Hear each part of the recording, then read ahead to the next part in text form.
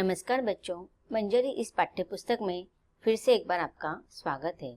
आज हम पाठ नंबर 14 पढ़ने जा रहे हैं, जिसका शीर्षक है लोकगीत। लोकगीत इस पाठ का ये सेशन नंबर पहला है। लोकगीत का अर्थ होता है कि लोगों के द्वारा गाया गया गीत या संगीत। अब हम इस पाठ के लेखक के बारे में संक्षिप्त परिचय जान लेंगे। लोकगीत इस पाठ के लेखक है डॉक्टर भगवत शरण उपाध्याय जी। डॉक्टर भगवत शरण उपाध्याय जी का जन्म सन 1910 ईस्वी सन में बलिया में हुआ। आपने प्राचीन भारत के ऐतिहासिक तथ्यों एवं भारतीय संस्कृति पर विशेष दृष्टिकोण से अध्ययन किया है। मौलिक साहित्यिक कृतित्व के रूप में कुछ संस्मरण, फीचर और निबंधों की रचना की है। आपका गद्य भावुकतापूर्ण और अलंकारिक है। लेखक डॉक्टर भगवत शरण उपाध्याय, इनकी मृत्यु सन 1982 को हुआ है। तो बच्चों, यह है लेखक का संक्षिप्त परिचय। अब हम लोकगीत इस पाठ को विस्तार से पढ़ेंगे। पाठ नंबर 14, लोकगीत। इस पाठ में लेखक ने लोकगीतों तथा लोक नृत्यों के सांस्कृतिक महत्व पर प्रकाश डाला है।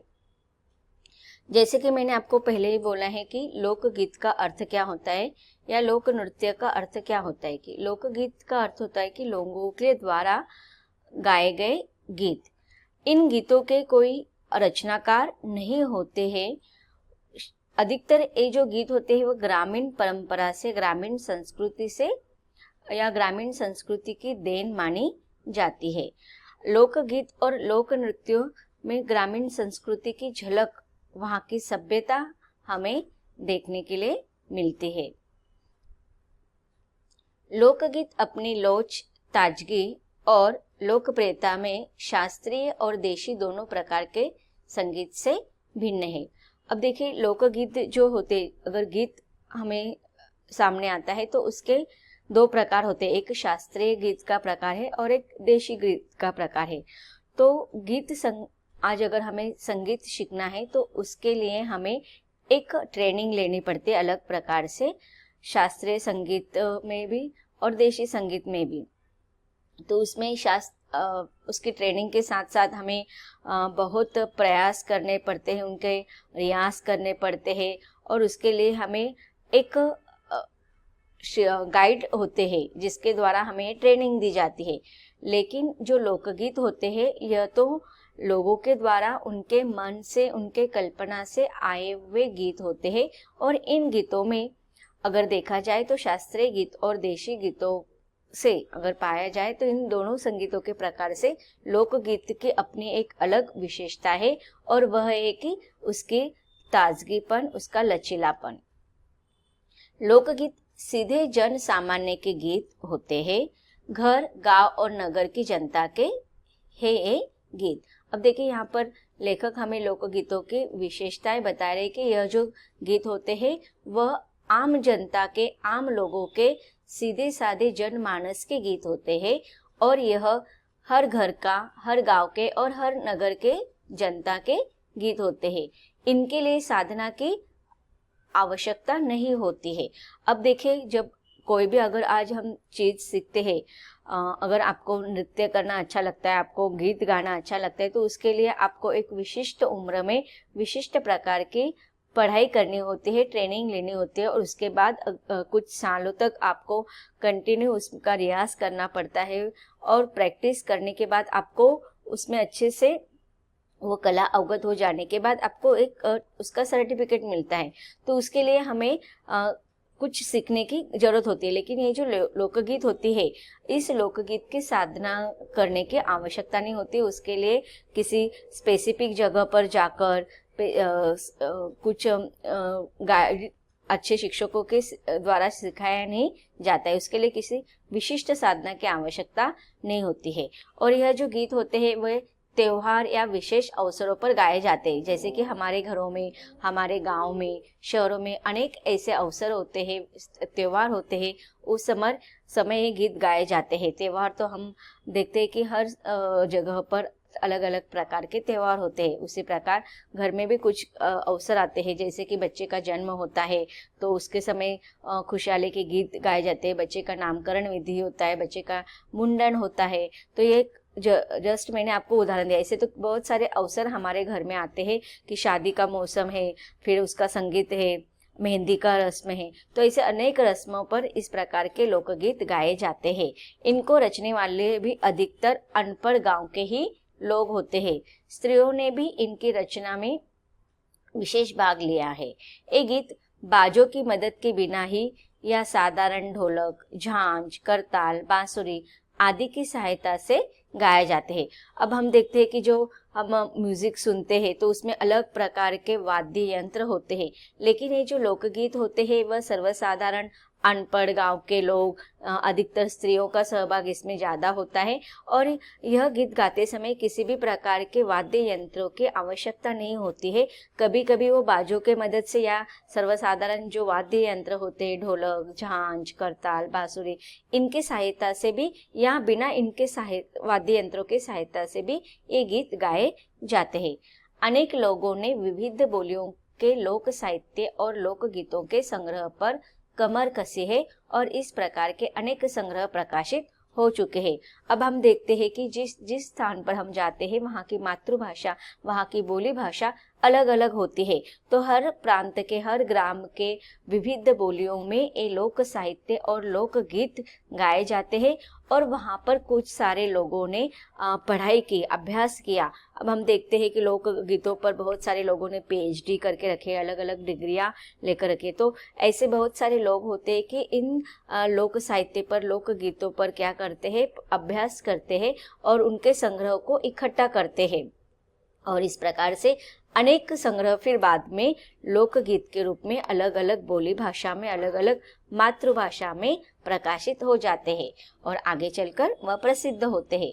प्रांतों की विविध सरकारों ने भी लोक साहित्य के पुनरुद्धार में हाथ बटाया है और सभी राज्यों में इस संबंध का एक विभाग चालू कर दिया है। यह सार्वजनिक अधिवेशन, पुरस्कार आदि द्वारा इसका प्रोत्साहन, प्रचार और वृद्धि शुरू कर दी है। अब देखिए, एक समय था कि लोकगीतों की तरफ किसी का ध्यान नहीं था, लेकिन आज ग्रामीण संस्कृति, सभ्यता को बढ़ावा देने के कारण आज हमारे सरकार ने भी इस विकास की ओर ध्यान दिया है और इसीलिए प्रांतों के विविध सरकार भी अपने अपने प्रांतों के लोक साहित्य के पुनरुद्धार में, उनके विकास में हाथ बटा रही है और एक विशिष्ट प्रकार का विभाग उसके लिए कार्य करने के लिए रख दिया है। और इस प्रकार से ये जो लोकगीत होते हैं, कभी कभी सार्वजनिक अधिवेशन या सार्वजनिक जो कार्यक्रम होते हैं उनमें पुरस्कार या पुरस्कार दिया जाता है, जिसके कारण इस प्रकार के लोकगीतों का संस्कार आगे की पीढ़ी तक पहुंच जाए और इसीलिए उनको प्रोत्साहन, प्रचार और वृद्धि करने की शुरुआत हमारे सरकार ने भी की है और हमें भी उसके लिए प्रयत्नशील रहना चाहिए। लोकगीतों के कई प्रकार हैं। इनका एक प्रकार तो बड़ा ही ओजस्वी और सजीव है। यह इस देश के आदिवासियों का संगीत है। अगर हम देखे जाएंगे, अगर आप डीप में अगर हम देखते हैं तो लोकगीतों के अनेक प्रकार आते हैं। तो उसमें से सबसे महत्वपूर्ण जो प्रकार है वह आदिवासियों का संगीत। मध्य प्रदेश, दक्षिण छोटा नागपुर में गोंड, खांड, ओराव, मूंद, भील, संताल आदि फैले हुए हैं, जिनमें आज भी जीवन नियमों की जकड़ में बंध न सका और वह निर्द्वंद लहराता है।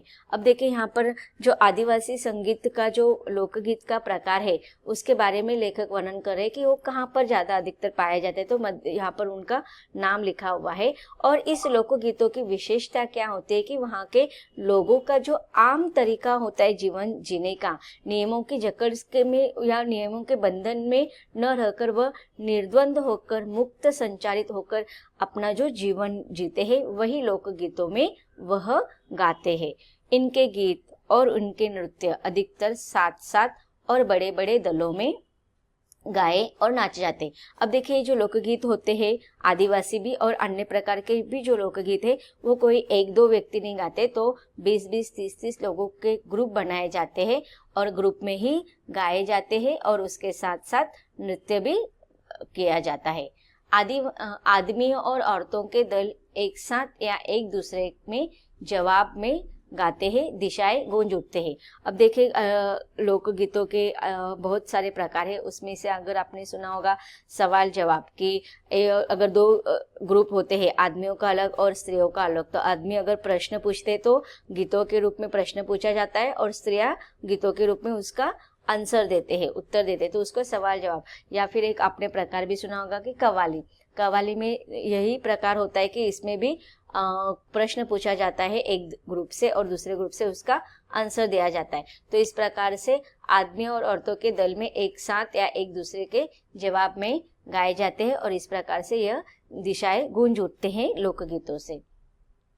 आगे कवि कह रहे, लेखक कह रहे कि पहाड़ी प्रदेशों में अपने अपने गीत हैं। अब इसके पहले हमने जो प्रकार देखा है उसमें लेखक ने हमें आदिवासी गीत के बारे में बताया। अब यहाँ पर पहाड़ी प्रदेश के बारे में बता रहे। अब देखिए जिस जिस एरिया में जो जो संगीत, जो जो लोकगीत या जो जो लोक नृत्य प्रचलित होता है वह लोक नृत्य का प्रकार या वह लोकगीत का प्रकार उस विभाग के नाम से भी प्रसिद्ध होता है। जैसे कि आदिवासी लोकगीत, तो ये अधिकतर आदिवासी लोगों के द्वारा गाया जाता है और नृत्य किया जाता है, इसलिए उसे आदिवासी लोकगीत कहा जाता है।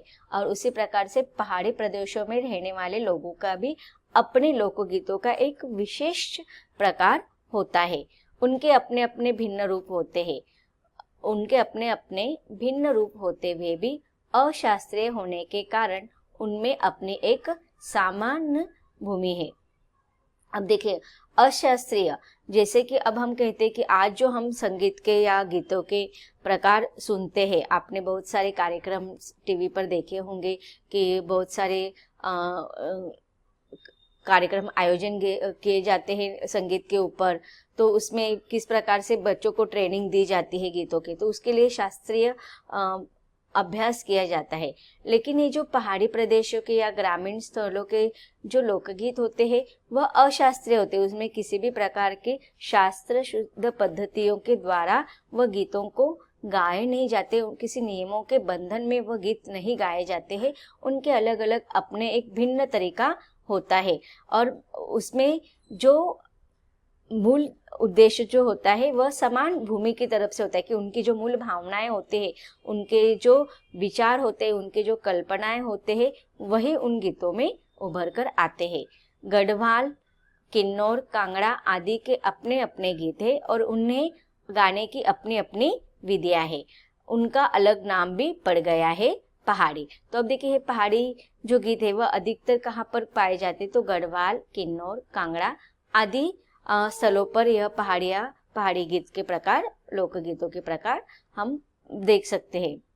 तो इसकी विशेषता है कि उनके अपने अपने गीत है और उसके गाने की जो विधियां होती है, ताल, सुर, लय जो होती है वह अलग प्रकार की होती है।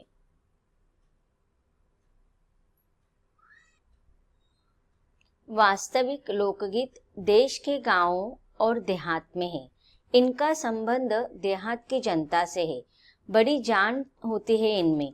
अब देखिए यहाँ पर हमें फिर से एक बार लेखक ने लोकगीतों की विशेषताओं के बारे में बताया है कि लोकगीत जो होता है ना, उनका संबंध डायरेक्टली शहरों से न होकर देश के गांवों से, ग्रामीणता से, देहात से होते हैं, ग्रामीण संस्कृति से होते हैं, ग्रामीण सभ्यता से होते हैं।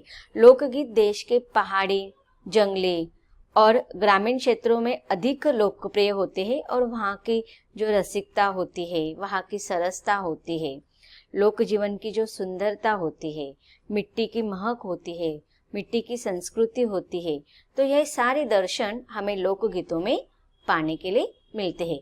तो इसीलिए यहाँ पर लेखक कहते हैं कि इनका सारा संबंध जो होता है वह देहात की जनता से है। बड़ी जान होती है इनमें। चैता, कजरी, बारहमासा, सावन आदि मिर्जापुर, बनारस और उत्तर प्रदेश के पूर्वी और बिहार के पश्चिमी जिलों में गाए जाते हैं। अब देखिए ये लोकगीतों के प्रकार है, कौन से है। चैता, कजरी, बारहमासा, सावन। हे लोकगीतों के प्रकार है जो अलग अलग महीनों में, अलग अलग उत्सवों में, त्योहारों में ये गाए जाते हैं। और वह अधिकतर कहाँ कहाँ पर गाए जाते हैं? तो मिर्जा, बनारस, उत्तर प्रदेश, पूर्वी बिहार के पश्चिमी जिलों में ये गीतों के प्रकार गाए जाते हैं। बाउल और भटियाली बंगाल के लोकगीत है। अब बंगाल के प्रसिद्ध गीतों का, लोकगीतों का जो प्रकार है बाउल और भटियाली है। इसके अलावा भी लेखक हमें बता रहे हैं पंजाब में माहिया भी इसी प्रकार का लोकगीत का प्रकार है।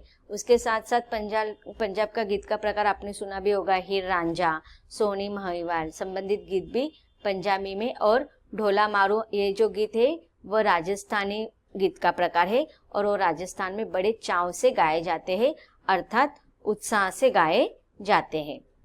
इन देहाती गीतों के रचयिता कोरी कल्पना को इतना मान न देकर अपने गीतों के विषय रोजमर्रा के जीवन से लेते हैं, जिससे वे सीधे मर्म को स्पर्श करते हैं। अब देखिए यहाँ पर लेखक ने लोकगीतों की क्या विशेषताएं यह बताते हुए कहते हैं कि ये जो रचनाएं होती है रचनाकार के, लोकगीतों की जो रचनाकार होते हैं वह कोई विशेष कलाकार नहीं होते हैं, उन्होंने किसी भी प्रकार का शास्त्र शुद्ध शिक्षण नहीं लिया होता है उसमें। वो केवल अपनी कोरी कल्पना के आधार पर अपने रोजमर्रा के जीवन के जो अनुभव उनको आते हैं उन जीवनों के अनुभवों को ही अपने इन गीतों में बोलते हैं, गाते हैं, जिससे क्या होता है सामने वाला, सुनने वाला व्यक्ति के भावनाओं को वह छू लेता है, जिससे ऐसा लगता है कि वह सीधे मर्म को स्पर्श करते हैं। उनके राग भी साधारणतः पिलू, सारंग, दुर्गा, सावन, सोरठ आदि है। ये सभी लोकगीत गांवों और इलाकों की बोलियों में गाए जाते हैं। तो बच्चों अब तक हमने देखा कि लेखक ने हमें लोकगीत का अर्थ बताते हुए बताया है कि किस प्रकार से लोकगीतों के अलग अलग ग्रामों में, अलग अलग प्रदेशों में, अलग अलग प्रांतों में क्या क्या विशेषता होती है। आगे भी हमें इन लोकगीतों की विशेषताओं के बारे में विस्तार से पढ़ना है, लेकिन उसको हम इसके अगले सेशन में पढ़ेंगे। धन्यवाद।